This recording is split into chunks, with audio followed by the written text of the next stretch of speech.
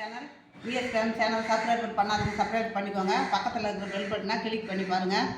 வந்து கோதுமை தோசை செய்ய போகிறோங்க. இப்போது கோதுமை தோசை செய்யறதுக்கு நம்ம எடுத்து வச்சுருக்கிற பொருள் என்னன்னு பார்த்துடலாம் வாங்க. இப்போ இந்த கோதுமை மாவு ஒரு 200 கிராம் எடுத்துருக்குறேன். இது 200 கிராம். இது இப்போது ரவை ஒரு 100 கிராம். இது வந்து வறுத்துட்டு தான் போடணும். வறுத்துட்டேன், போட்டுக்கிறேன். ரவை, கடலை மாவு ஒரு 50 கிராம் போட்டுக்கலாம். இப்போ பெருங்காயம், நம்ம தேவைக்கேற்ப பெருங்காயம், அதுக்கு தேவையான உப்பு. இப்போ சர்க்கரை கொஞ்சம், அது கிரிப்ஸாக இருக்கணும், அதுக்காக தான் சர்க்கரை கிரிப்பாக இருக்கிறதுக்காக. தயிர் ஊற்றிக்கலாங்க.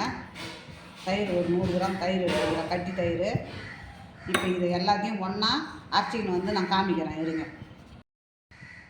அரைச்சிட்டேங்க பாருங்க.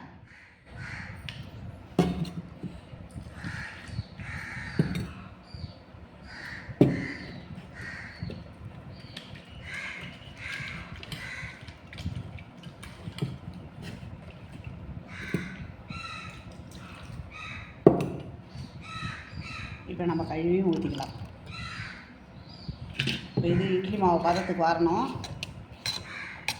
இந்த அளவுக்கு இருக்குது. ஒரு 10 நிமிஷம் ஊறட்டுங்க. அப்படியே ஒரு 10 நிமிஷம் ஊறின பிறகு அப்புறம் நம்ம தோசை ஊற்றிக்கலாம். 10 நிமிஷம் ஆகிடுது. இப்போ நம்ம கொஞ்சமாக ஜீரகம் போட்டுக்கலாம்.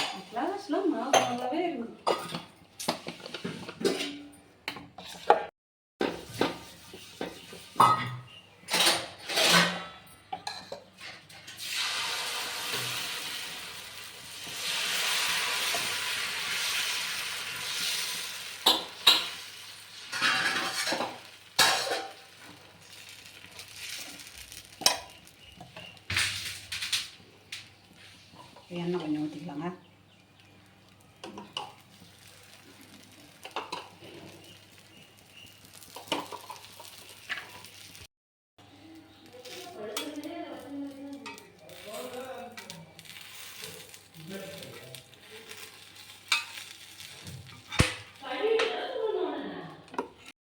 தோசை ரெடி ஆகிடுதுங்க. இதுக்கு வந்து வெங்காய சட்னி வச்சுருக்கிறேன்.